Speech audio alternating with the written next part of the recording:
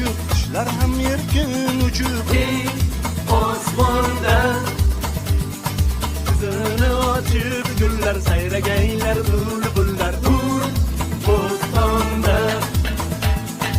oilasi tinch bo'lsa, ko'rgani sevinch bo'lsa, insonning jannat misol yurtimiz qadriga yetaylik biz.